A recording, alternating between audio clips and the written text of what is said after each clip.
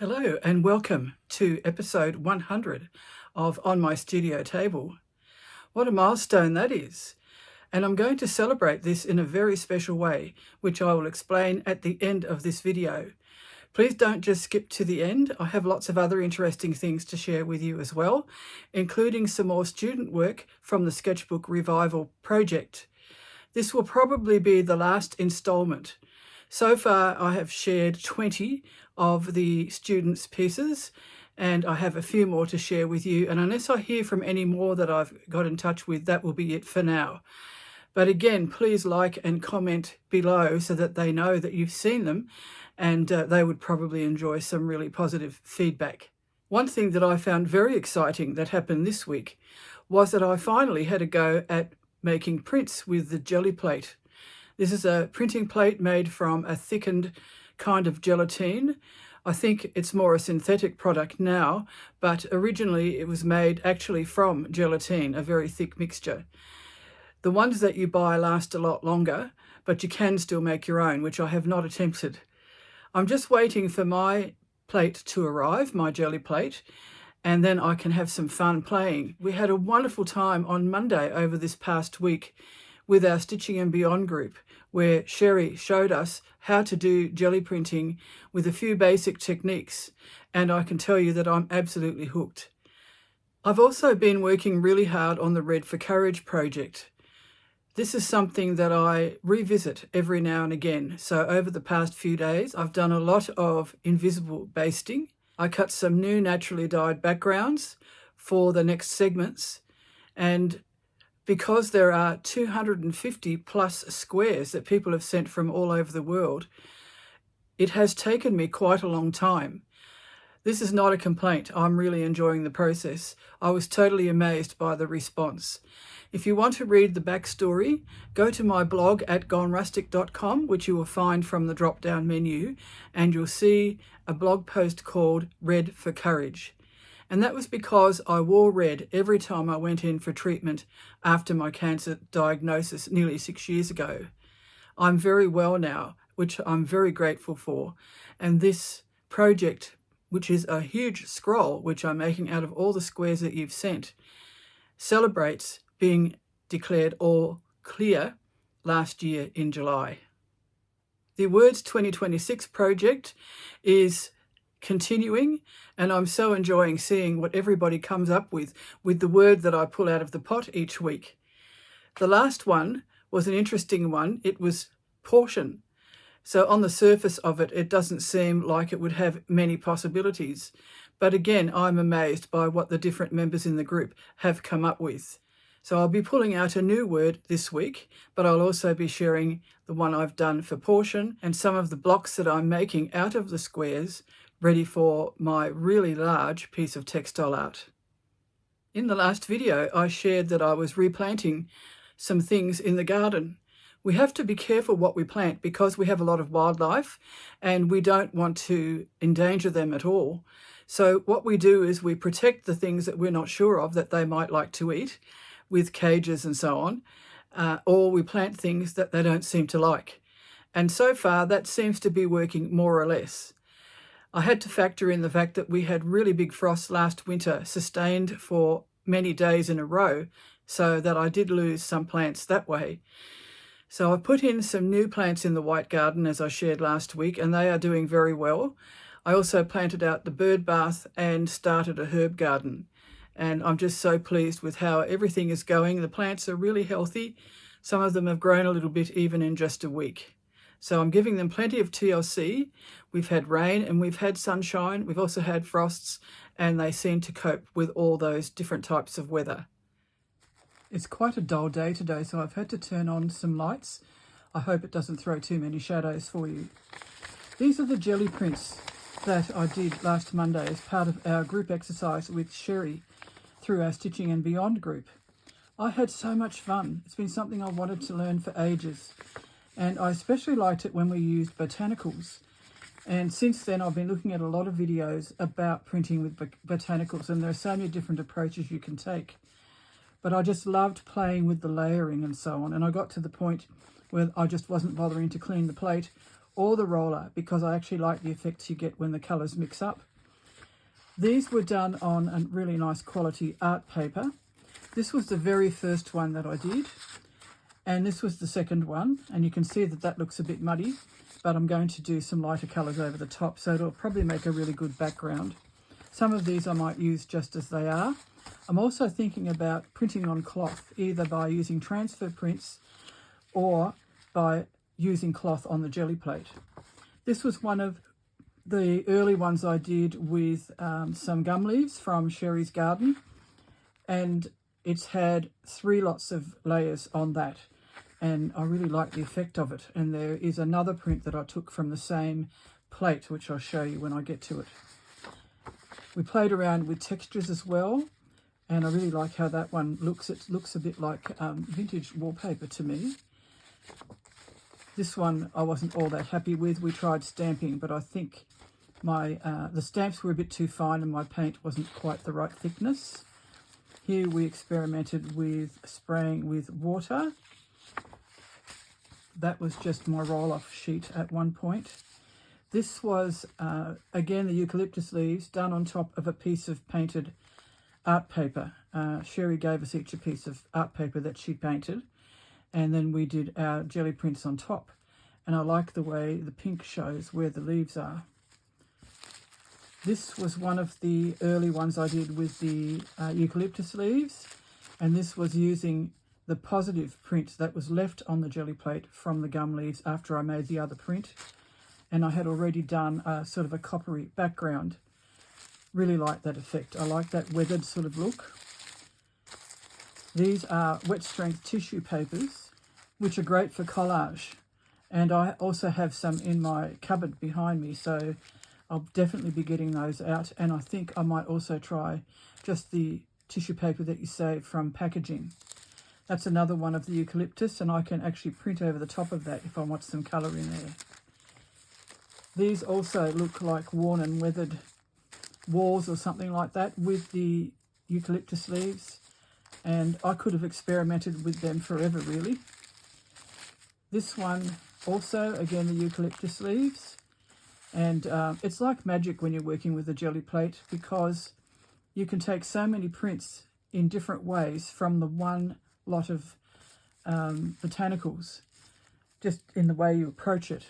And actually doing it really made it clear to me. When I used to watch the videos, I really couldn't get my head around it. This is a piece of tissue which tore. This was an experiment with drawing in the paint and then doing another print over the top. And that's pretty much it, except that I did use a piece of fabric that I printed on already in one of my Words 2026 blocks. So I'll show you that in a moment.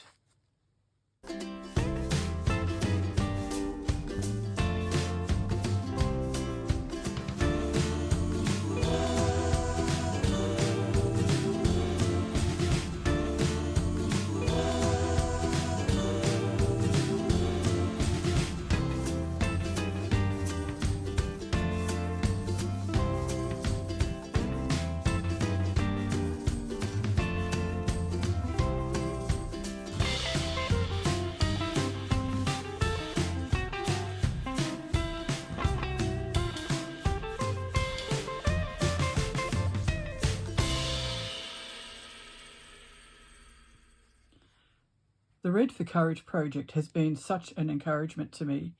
It's been a lovely way to get together with people from all around the world to create something very special. If you don't know the backstory, I wore red every time I went in for radiation treatment after being diagnosed with a rare and aggressive uterine cancer in 2020, right in the middle of COVID. A huge operation and radiation treatment later, after 5 years, I was given the all clear. So this is to celebrate that. I'm actually coming up for 6 years this July. I've been putting them on to strips of naturally dyed and printed fabric, mostly linen, but some cotton as well, using an invisible based method. Then I'm adding embroidery. So I've been doing some fantasy type flowers here in between and some leaves there, and I'm just alternating them as I go along. The squares are just beautiful, and the fabrics that I'm using for the flowers and so on were sent to me by all the lovely people that participated. Not that I asked for fabrics, but they were sent as extras. I was also sent some threads, and I have used some in this, but I've also used my own threads. Now we come to the section I've been working on just recently, and that's 4 more lengths of naturally dyed and printed linen. And that's going to be joined like this, as the others have been joined. And in some cases, the squares will overlap the join.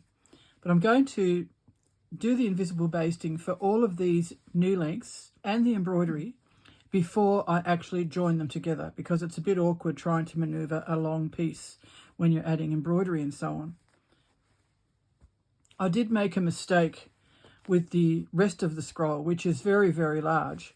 I joined all the pieces together after invisible basting, but before embroidery, and it's very awkward doing embroidery. So I'm thinking of dismantling the lengths and doing the embroidery and then rejoining them. But I'll finish these first. I still have more to make backgrounds for. I'll just show you the box. So in this box, I have all the rest of the squares which still haven't been attached. So there's still quite a few there, maybe about 50. So once I finish the 4 that I'm working on now, I'll have done about 200 squares. Then I've still got to add embroidery to the other part of the scroll, the really big part that's already been joined together, plus these 50. A big job, but I'm so enjoying it. It's just so lovely, as I said, to feel like I'm part of this wonderful worldwide creative community.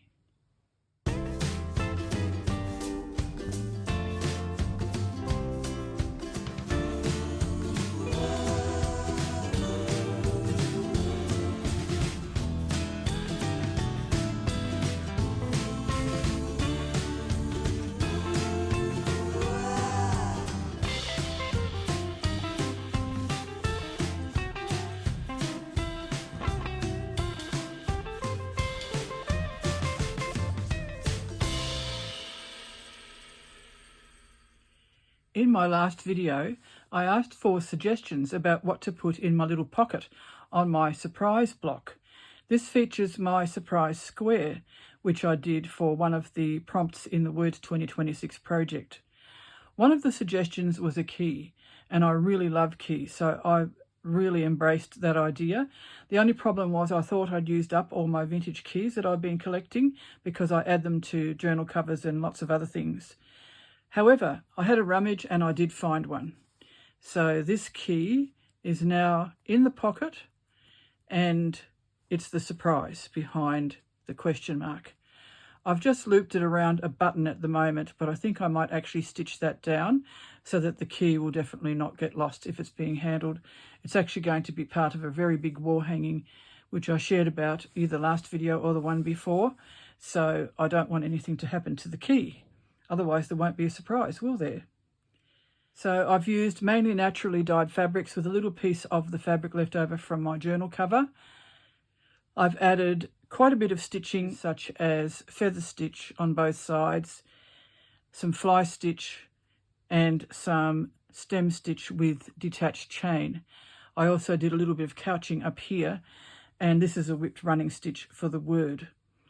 French knots are a great embellishment for feather stitch, so I did do them on these, and I've just noticed that I haven't finished this one, so I must do that.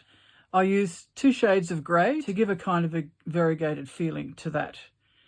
And I'm running low on greens, so I use 3 different greens, and I really like that effect too. It's not too predictable.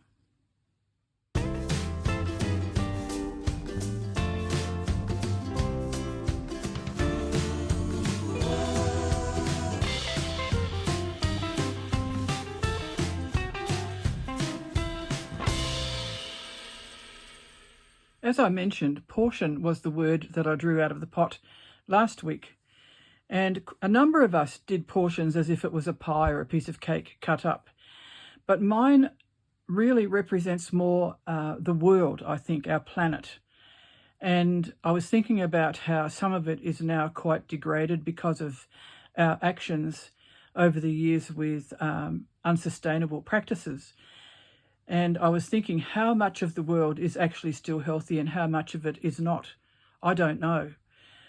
It's a bit scary to think about it. And then I thought I'll just make that portion a little bit separate, even though we can't really separate ourselves from it. And I'll add vegetation and so on around. And I guess what I try to do is express hope in what I do. And hopefully we will be able to turn things around in the way we behave towards our environment. And not just our environment, of course, but to each other. I did use some of my jelly printing in this square, in this block, and that's this bit here. So I used the gum leaves, and I used a goldy green colour and a green, and I did a couple of layers from memory. Then I've attached some squares of naturally printed silk, a little bit of leftover Bay of Fires fabric from my coverlet of comfort, which I'm using as a background today, and some material left over from my journal cover. I will just continue to stitch on that. I've let it sit for a day or two because I'm not quite sure what I want to do, but that will come probably in the next day or two. The stitches I've used are a kind of a couched straight stitch, which I've used to represent grasses or reeds, a back stitch with detached chain, some feather stitch, and the rest is just invisibly basted.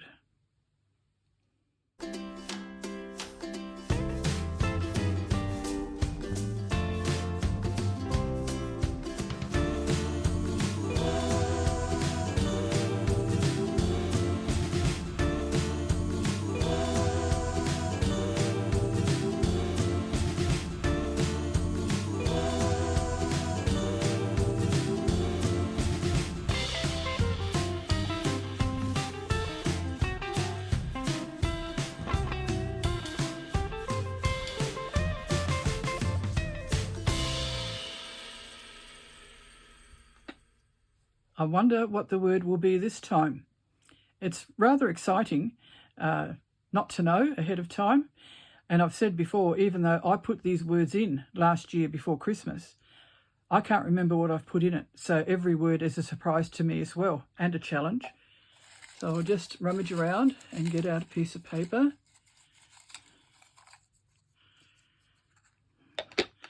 And just by the way, we're on week 20 now, so we're not too far off being halfway through the year. So let's turn it over and see what it says. Build. Now that has a lot of different levels of meaning, doesn't it? You can build a relationship, but you can also build things like houses, of course, and bridges. I'm also thinking about if you're at the beach and you build a sandcastle. Building can be something very serious, or it can be something fun, or it can be to do with loving relationships. Lots of different approaches to this. My dad, if he saw me sewing, mainly clothes when I was younger, he would ask me what I was building. And I thought that was really lovely. English was his second language, so he didn't always know the right words for different processes.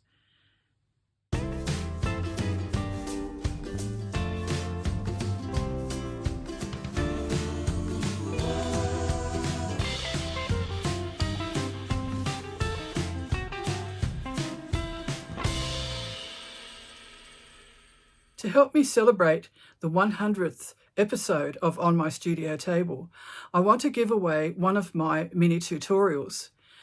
The one that I have in mind is the newest one, which is how to make an accordion spine binding, such as on the books that I shared with you in my last video. It includes lots of tips and techniques, a step-by-step process, what materials you will need, and so on. So if you would like to win a free version of this video, all you need to do is to write the number 100 in the comments below this video. Please don't comment on Facebook or Instagram.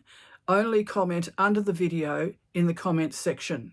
So that's the number 100, 100. I will choose a winner ready for the next video, so you have about a week to enter this little competition.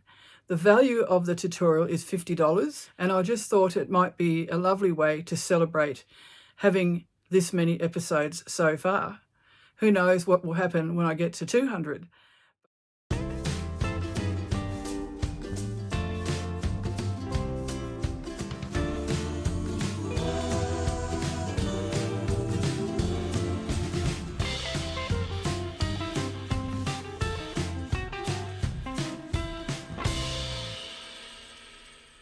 Thank you so much for joining me for this 100th episode. I really hope you enjoy it, and please don't forget to like and subscribe if you haven't done so already. I so appreciate the people that follow me and the positive feedback that I receive. It is very, very encouraging. I was a rank beginner when I first began this series. I was really underutilising my YouTube channel, and it really has brought so many rewards, not just financially, but especially because I feel like I'm part of this wonderful worldwide community of creative people.